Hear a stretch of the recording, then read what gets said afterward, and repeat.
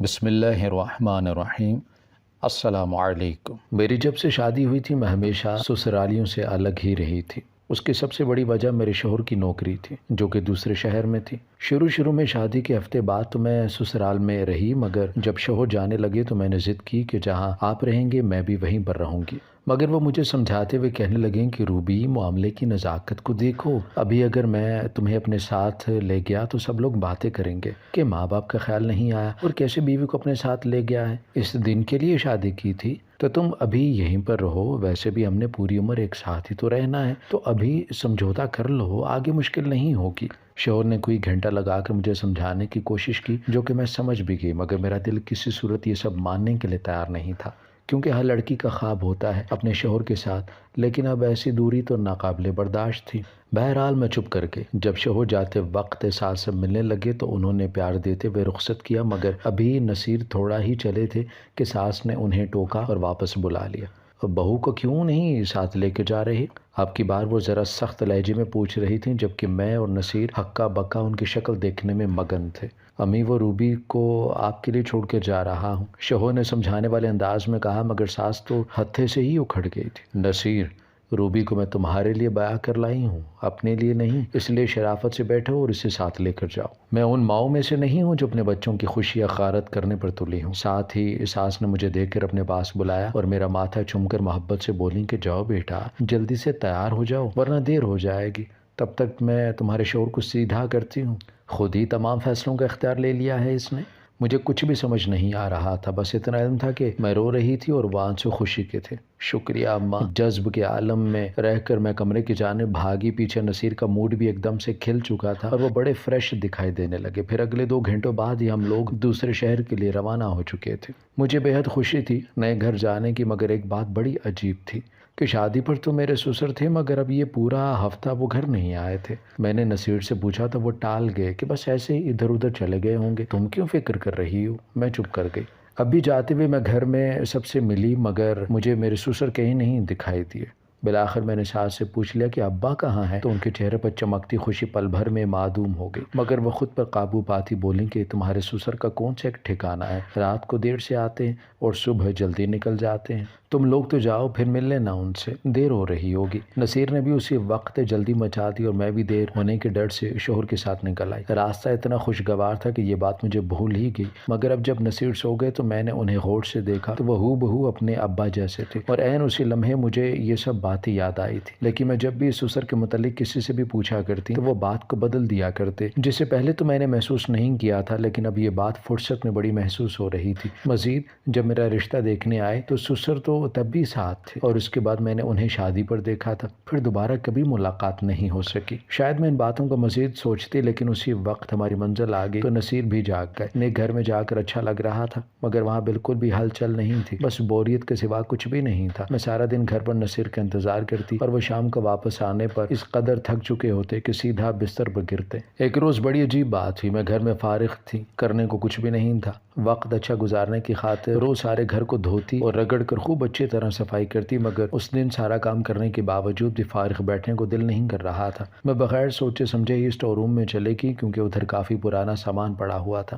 میں نے وہاں سامان کھنگالنا شروع کیا کہ کسی پرانی چیز سے ہی نیچے کچھ بنا لوں گی، لیکن پرانا ایسا تو کچھ نہ ملا جو میرے کام کا ہوتا، مگر مجھے ایک ایسی چیز ملی جس سے میرے ہوش اڑ گئے تھے۔ میں نے جلدی سے وہ شے ہاتھ میں پکڑی اور باہر لاؤنج میں آ کر بیٹھ گئی۔ دوبارہ سے اسے دیکھا تو مجھے اچنبھا ہوا کہ بھلا یہ کون ہے؟ وہ شے کچھ اور نہیں بلکہ ایک پرانی تصویر تھی جس میں میرے سسر ایک جوان لڑکے کے ساتھ بیٹھے تھے، اور لڑکی نے دلہنوں کا لباس زیبتن کیا ہوا تھا۔ ساتھ سسر کی موجودگی میں مجھے کبھی شک میں مبتلا کرتی تو کبھی کچھ اور سوچنے پر مجبور کر دیا کرتی۔ کبھی مجھے لگتا کہ سسر ہی دلہا ہیں تو کبھی لگتا کہ ویسے ہی کسی لڑکی کے ساتھ بیٹھے ہیں، کیونکہ انہوں نے صرف سفید رنگ کا کرتا شلوار زیب تن کی ہوئی تھی جس سے کچھ صاف ظاہر نہیں ہو رہا تھا۔ میں نے اسی کشمکش میں وہ تصویر لاؤنج میں پڑے ٹیبل پر رکھ دی اور سوچتے سوچتے نہ جانے کب میری آنکھ لگی، مجھے ہوش ہی نہیں رہا، لیکن دوبارہ میری آنکھ نصیر کے بولنے سے کھلی تھی۔ میں ہڑبڑا کر اٹھی تو وہ بہت غصے میں لگ رہے تھے۔ مجھے دیکھتے ہی بولے کہ یہ تصویر کہاں سے لائی ہو؟ کون سی تصویر؟ میں چونکہ ابھی نیند سے اٹھی تھی تو سمجھ نہیں پائی کہ کیا بات ہو رہی۔ یہ تصویر، نصیر نے کھول کر وہ تصویر میرے سامنے کی تو مجھے سب یاد آ گیا۔ وہ میں اسٹور روم کی صفائی کرنے گئی تھی تو وہاں مجھے ملی ہے۔ میں نے بغیر ہچکچائے جواب دیا، مگر نصیر کے دانت ایک دم سے بینچ گئے تھے۔ کوئی ضرورت نہیں تمہیں صفائی کرنے کی، حد میں رہا کرو اور آئندہ ان چیزوں کو ہاتھ لگانے سے گریز کرنا۔ اتنا بول کر انہوں نے تصویر جھپٹی اور واپس اسٹور روم میں چلا گیا، جبکہ میں پیچھے ہکا بکا بیٹھی کہ یہ کیا ہو رہا ہے؟ بھلا اس تصویر میں ایسا کون سا راز ہے جو نصیر مجھ سے چھپانے کی کوشش کر رہے ہیں؟ شوہر کو میں نے پہلی مرتبہ اتنے غصے میں دیکھا تھا، سو اسی وقت کانوں کو ہاتھ لگا کر توبہ کر لی کہ آئندہ ان کے معاملات میں پڑھنے وغیرہ کی بالکل بھی مجھے ضرورت نہیں ہے۔ رات کو میں نے نصیر سے کہا کہ مجھے اگر پتا ہوتا کہ ان چیزوں کو نہیں چھیڑنا تو میں بالکل بھی ہاتھ نہ لگاتی۔ مجھے لگا کہ یہ گھر میرا ہے تو یہاں کی ہر شے بھی میری ہوگی، لیکن میں تو غلط تھی۔ معذرت کرتی ہوں آپ سے، آئندہ شکایت کا موقع نہیں ملے گا آپ کو۔ میری بات پر نصیر تھوڑے سے شرمندہ دکھائی دے رہے تھے۔ ارے غلطی میری بھی تو ہے، تھکا ہوا تھا اس لیے زیادہ ہی بول گیا، چلو آئندہ دونوں ہی دھیان رکھیں گے۔ اتنا بول کر بات ختم ہو گئی، لیکن حیرانی کی بات یہ تھی کہ نصیر نے دوبارہ معذرت کرتے ہوئے بھی اپنے باپ کا ذکر نہیں کیا تھا۔ ایسا کیوں؟ انسان جب معذرت کرتا ہے تو اپنے رد عمل کی وجہ بھی بتاتا ہے کہ فلاں بات تھی، اس وجہ سے میں بھی بھر گیا، مگر وہاں ایسا کچھ بھی نہیں تھا۔ میں اب مکمل طور پر اس معاملے سے علیحدہ ہو گئی تھی، کیونکہ جو معاملہ میرا گھر تک خراب کرنے کی طاقت رکھتا ہو اس میں بلا وجہ دخل انداز ہونے کا فائدہ ہی نہیں تھا۔ ابھی اس بات کو گزرے ایک ہی ہفتہ گزرا تھا جب ہمارے گھر ایک لڑکی آئی۔ وہ بہت خوبصورت لڑکی تھی، مگر اس کے ناز و ادا بڑے لوور کلاس والے تھے۔ دیکھ کر ہی لگتا تھا کہ اس کا تعلق اس طبقے سے ہے۔ میں نے تھوڑا غصے سے پوچھا کہ تم کون ہو اور یہاں کیا کر رہی ہو؟ جس پر وہ ادا سے مسکرا کر بولی کہ پنکی نام ہے میرا اور میں یہاں ضروری کام سے آئی ہوں، اندر تو بٹھا لو پہلے۔ وہ جیسے ہی گھر کے اندر جانے لگی میں نے دروازہ آدھا بند کر دیا اور سخت لہجے میں بولی کہ جو بات کرنی ہے یہیں پر کرو، میں تو تمہیں جانتے ہی نہیں، پھر اندر کیا لینے جا رہی ہو تم؟ میری سختی بھی اسی کے انداز میں کوئی تبدیلی نہیں لا سکی تھی۔ جانتے تو مجھے تمہارے اچھے بھی ہیں، چلو اب تم اتنا اصرار کر ہی رہی ہو کہ تم نہیں جانتی، اندر یہیں پر کر لیتے ہیں بات۔ میں نے اس بات کا کوئی جواب نہیں دیا۔ لگتا ہے کچھ عرصہ پہلے ہی شادی ہوئی ہے، پنکی نے میرے سجے سورے روپ کو دیکھ کر کہا، جس سے مجھے مزید الجھن ہونے لگی تھی۔ کام کی بات کرو ورنہ میں جا رہی ہوں۔ میں نے جیسے ہی دروازہ بند کرنا چاہا تو وہ جلدی سے بولی کہ نصیر کو بتا دینا کہ پنکی آئی تھی۔ اتنا کہہ کر وہ تیز قدموں سے باہر کی جانب نکلی، جبکہ میری اوپر کی سانس اوپر اور نیچے کی سانس نیچے ہی رہ گئی تھی۔ بھلا اس کا کیا تعلق ہے نصیر سے اور یہ کیوں اپنے آنے کی اطلاع دے رہی ہے؟ لمحوں میں ہی میرے دماغ میں خطرے کی گھنٹیاں بجنے لگیں تو میں بھی لپک کر باہر کو بھاگی، مگر تب تک وہ لڑکی رکشے میں بیٹھ کر جا چکی تھی۔ اس کا اطمینان میرا اطمینان غارت کر چکا تھا۔ ان 5 منٹوں میں ہی میرا سر شدید درد سے پھٹنے لگا اور سمجھ نہیں آئی کہ کیا ہوا۔ کیا یہ اور نصیر؟ اس سے زیادہ مجھ سے سوچا ہی نہیں گیا اور میں وہیں صوفے پر بے جان ہو کر گر پڑی۔ تقریباً آدھا دن میں ویسے ہی لیٹی رہی، اٹھا ہی نہیں جا رہا تھا۔ جب نصیر گھر آئے تو مجھے ایسے ہی بے چین دیکھ کر میری جانب لپکے اور اٹھا کر کمرے میں لے آئے، مگر میرا وہاں بے حد دم گھٹ رہا تھا۔ نصیر وہ، مگر آگے کچھ بھی لبوں سے ادا نہیں ہو رہا تھا۔ یہ وہ چھوڑو، تمہاری طبیعت نہیں ٹھیک، تم آرام کرو، میں بھی ڈاکٹر کو بلا کر لے کر آتا ہوں۔ اتنا کہہ کر وہ جیسے ہی آئے تھے الٹے پیر باہر کو بھاگے اور کچھ ہی منٹوں میں ڈاکٹر کو میری طبیعت خرابی کی وجہ سے پریشانی بتائی اور کسی بات کی بہت زیادہ پریشانی لے لی ہے اس نے، ایسا ڈاکٹر نے کہا۔ انہیں مطمئن کریں ورنہ ان کا بی پی شوٹ کر گیا تو کنٹرول نہیں ہوگا۔ ڈاکٹر کو رخصت کر کے نصیر میرے پاس آئے اور نرمی سے پوچھنے لگی کہ کیا ہوا ہے، کس بات سے پریشان ہو؟ مگر میں نے ان کی جانب سے منہ موڑ لیا۔ وہ کافی دیر میرے سرہانے بیٹھے پوچھتے رہے کہ کیا ہوا ہے، مگر میری چپ نہیں ٹوٹی، نہ ہی میں انہیں ان کی بات کا کوئی جواب دینا گوارا سمجھا۔ تقریباً وہ صبح تک میری تیمارداری میں لگے رہے، مگر میرے دل پر جو چوٹ لگی تھی اسے کوئی نہیں سمجھ سکتا تھا۔ صبح پھر پوچھا کہ کیا ہوا ہے تو میں نے بس اتنا کہا کہ مجھے گھر چھوڑ دیں، مجھے یہاں مزید نہیں رہنا۔ وہ ایک دم سے پریشان ہو گئے۔ روبی کیسی باتیں کر رہی ہو، گھر کیوں چھوڑ دوں؟ دیکھو جو ہوا ہے مجھے بتاؤ، اس کا حل نکالنے کی کوشش کروں گا۔ وہ سچ مچ میں بے چین ہو گئے تھے۔ نصیر آپ نے نہیں چھوڑا تو میں خود چلی جاؤں گی، اور اس بھول میں مت رہیں کہ میں میکے جا رہی ہوں، سسرال میں ہی رہوں گی۔ یہ بات میں نے ایسے سرد لہجے میں کہی کہ وہ چپ ہو گئے اور مجھے سامان تیار کرنے کو بولا۔ آدھے گھنٹے میں ہی میں نے سارا سامان باندھ لیا اور خاموشی سے مجھے سسرال چھوڑ کر باہر سے ہی چلے گئے۔ انہوں نے بھی مزید کچھ نہیں پوچھا اور میں نے بھی کچھ بتانا گوارا نہیں کیا۔ جب گھر پہنچی تو ساس بہت حیرانی سے بولی کہ کیا ہوا بیٹا، اکیلی آئی ہو؟ نصیر کہاں ہے؟ میں نے اپنا بیگ چارپائی پر رکھا اور بول دیا کہ انہیں کچھ ضروری کام تھا، آ جائیں گے، میں تو آپ سے اداس ہو گئی تھی۔ ساس نے مجھے غور سے دیکھا، پھر بولی کہ لگتا ہے کہ جھگڑا ہوا ہے۔ میں نے نفی میں سر ہلا دیا۔ وہ نن کو پانی لانے کا بول کر میرا قریب ہی بیٹھ گئی۔ ہم نے کافی دیر ادھر ادھر کی باتیں کی، پھر ساس نے کہا کہ کمرے میں جا کر آرام کر لو اور باہر نکلنے کی ضرورت نہیں، کام سارا تمہاری نند سنبھال لے گی، بس تم فکر نہیں کرنا۔ میں نے اس بات میں سر ہلا دی اور کمرے میں جا کے لیٹ گئی۔ ویسے بھی اس وقت میں دماغی طور پر بہت تھک چکی تھی، کچھ بھی سمجھ نہیں آ رہا تھا سوائے اس بات کے کہ نصیر کی ایک جاننے والی لڑکی میرے دروازے پر آئی تھی۔ شاید میں ان سے پوچھ لیتی، لیکن اس لڑکی کی حرکتوں نے ایک دم سے ہی مجھے میرے شوہر سے بدظن کر دیا تھا۔ سسرال آئے 2 دن ہوئے تو ساس نے کہا کہ میکے بھی چلی جاؤ، ورنہ کیا سوچیں گے تمہاری امی کہ ہماری بیٹی ہی رکھ لی ہے۔ میرا بھی بڑا دل چاہ رہا تھا، سو میں شام میں میکے چلی گئی، لیکن اگلے روز میں واپس بھی آ گئی۔ امی نے مجھے ساس اور نند کے لیے کافی سارے تحائف وغیرہ بھی دیے تھے، سو واپس آ کر ساس کو ان کے تحفے تحائف تھمائے اور نند کو اس کے تحفے دیے، ساتھ ہی ایک بہت خوبصورت کڑا بھی دیا۔ وہ ابو میرے لیے لے کر آئے تھے اور مجھے بہت پسند بھی آیا تھا، سو ایک میں نے رکھ لیا اور سوچا دوسرا نند کو دے دوں گی۔ جب نند کو وہ کڑا دیا تو وہ بہت خوش ہوئی، وہ چہکنے لگی، مگر جیسے ہی میں نے بتایا کہ یہ کڑے میرے ابو لے کر آئے تھے، ایک تمہارے لیے لے آئے ہیں، یہ سن کر نند کی ساری خوشی ایک دم سے جھاگ کی مانند بیٹھ گئی تھی۔ اس نے بیزاری سے وہ کڑا وہیں پر رکھ دیا اور دوسری چیزوں کو دیکھنے لگی۔ بظاہر تو یہ سب نارمل تھا، مگر میں نے بہت غور سے مشاہدہ کیا تھا۔ جیسے ہی ابو کا ذکر آیا وہ ایک دم سے جیسے پیچھے ہٹ گئی تھی، یا شاید کچھ اور، لیکن کیا؟ یہی میں سمجھ نہیں پا رہی تھی۔ مگر مجھے گھر آئے 1 ہفتہ ہو گیا تھا، مگر میرے سسر ایک مرتبہ بھی مجھے گھر پر نہیں دکھائی دیے۔ یہ سب چھوٹی چھوٹی باتیں مجھے بہت سے شکوک و شبہات میں مبتلا کر رہی تھی۔ میں نے سوچ لیا تھا کہ سسر کا جو بھی راز ہے جان کر ہی رہوں گے۔ اس صورتحال میں مجھے نصیر بھی یاد آئے اور اسی لمحے خیال آیا کہ شاید اس گھر کے مرد اس قابل ہی نہیں ہیں کہ ان سے تعلق بنایا جائے۔ میں اس وقت شدید قنوطی ہو رہی تھی۔ نصیر نے ان سارے دنوں میں مجھے ایک مرتبہ بھی فون کر کے نہیں پوچھا تھا کہ میں خیریت سے بھی ہوں یا نہیں۔ میں نے بھی ان کو ان کے حال پر ہی چھوڑ دیا تھا۔ ایک رات میں کمرے میں ڈر رہی تھی، سوچا ساس کے پاس چلی جاتی ہوں، کچھ دیر بات چیت بھی ہو جائے گی۔ یہ سوچ کر میں جیسے ہی ساس کے کمرے میں گئی تو ان کا دروازہ اندر سے بند تھا، حالانکہ وہ کبھی بھی دروازہ بند نہیں رکھتی۔ میں نے کھٹکھٹایا تو ساس نے کچھ دیر بعد دروازہ کھولا۔ ان کی آنکھیں سرخ ہو رہی تھی اور تنفس تیز تھا۔ میں ڈر گئی کہ کہیں ان کا بلڈ پریشر ہائی نہ ہو گیا۔ اماں کیا ہوا ہے آپ کو؟ خیریت تو ہے نا؟ نصیر کو فون ملاؤ۔ مگر یہ ممکن نہیں تھا، کیونکہ آج ہی نصیر نے کسی سے فون لے کر اماں کو بتایا تھا کہ ان کا فون چوری ہو گیا ہے، سو وہ جلدی ہی نیا فون لے لیں گے، تب تک شاید بات نہ ہو سکے۔ میری تو ان سے اس دن کے بعد کبھی بات ہی نہیں ہوئی تھی۔ میں نے ساس کو بستر پر بٹھایا اور ٹھنڈا پانی پلایا۔ نند ابھی کچھ دیر پہلے ہی سوئی تھی، سو اس کا جگانا بھی مناسب نہیں سمجھا میں نے، اور خود ہی ساس کی طبیعت بحال کرنے کی کوشش کرنے لگی۔ وہ بس چپ تھیں، لیکن شدید غصے میں لگ رہی تھی۔ میں نے تیل پکڑ کر ان کے پیروں پر مالش بھی کر دی، مگر انہیں سکون نہیں آ رہا تھا۔ وہ ایک طرح سے گویا تڑپ رہی تھی۔ مجھے کہنے لگیں کہ بہو میرے ساتھ سو جاؤ آج، ورنہ مجھے کچھ ہو جائے گا، تھک گئی ہوں میں بہت شدید۔ یہ سب کچھ دیکھتے بس ادھر ہی چارپائی پر سو جاؤ۔ انہوں نے دوسری چارپائی کی جانب اشارہ کر کے مجھے سونے کا بولا۔ میں ہکا بکا ان کی باتیں سنتی وہیں لیٹ گئی۔ کچھ دیر تو وہ خاموش رہیں، پھر بولیں تو ان کی آواز بے حد آہستہ تھی۔ مجھے بامشکل کان لگا کر بات کو توجہ سے سننا پڑ رہا تھا۔ مرد ذات بڑی بد کردار ہوتی ہے، ان کی باتوں پر یقین نہ کرنا کبھی بھی، یہ اپنی فطرت کبھی نہیں بدلتے۔ تم سن رہی ہو نا، چاہے میرا بیٹا ہی کیوں نہ ہو، یقین مت کرنا اس کا۔ اگر کوئی غلطی کرے تو دوسرا موقع بھی نہ دینا، اسی وقت یا تو الگ ہو جانا یا اسے غلطی کی سزا دے دینا۔ مگر میں نہ سمجھتی، پر میں اب سمجھ آ گئی ہے۔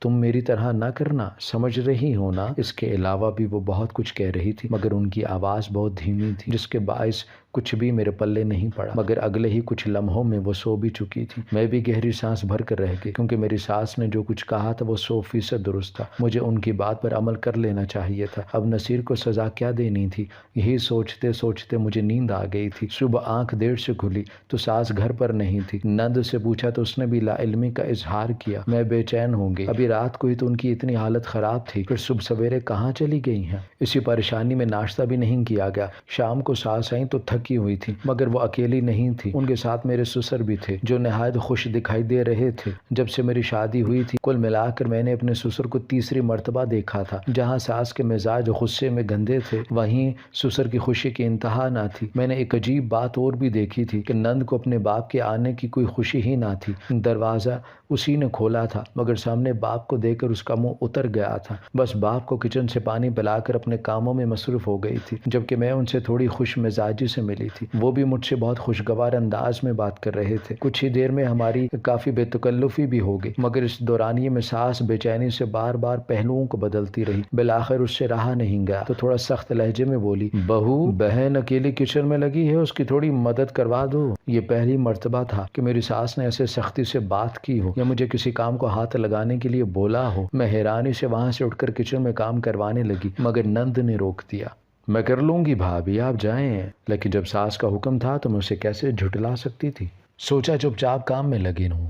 दूसरी मर्तबा भी रात के खाने के बाद जैसे ही ससुर से बात करने लगी तो सास ने कहा, अब हम थक गए हैं, आराम करेंगे, तुम भी जाओ, सुबह की उठी हुई हो। मैं शशोपंज का शिकार होकर वहाँ से उठ के कमरे में आकर सोचने लगी कि सास ऐसे क्यों कर रही हैं। वैसे तो वो सारा दिन नरमी से बुलाती रही हैं और अब जबकि ससुर से बात करने लगती हूँ तो पता नहीं क्यों लहजा इतना कठोर हो जाता है, जबकि मेरे ससुर तो इतने अच्छे हैं, इतना हंसाते हैं। सारी रात इसी कशमकश का शिकार रही मगर कोई भी सिरा हाथ नहीं आ रहा था। अगले रोज़ भी यही हुआ तो मैंने फैसला कर लिया कि ससुर से 2 घड़ी बात करने की वजह से मैं सास को बिल्कुल भी नाराज़ नहीं कर सकती। तो मैंने उनसे कम मुखातिब होना शुरू कर दिया, जबकि वो बातों बातों में मुझे बुलाने की कोशिश करते मगर मैं उन्हें हनूज नज़रअंदाज किए जा रही थी। वैसे भी वो तो बहुत बाद इस घर में आए थे, असल तो मुझे सास ही अपने बेटे के लिए चुन कर लाई थी ना। अब मैं अक्सर उलझन का शिकार रहने लगी क्योंकि ससुर की हरकतें बड़ी अजीब व गरीब थीं। वो घर से बाहर निकलते तो बहुत सारी खुशबू लगा लेते और सुबह के जाने के बाद शाम को कहीं जाकर लौटते। इस अरसे में वो खाना कहाँ से खाते थे इस बात का भी इल्म नहीं था,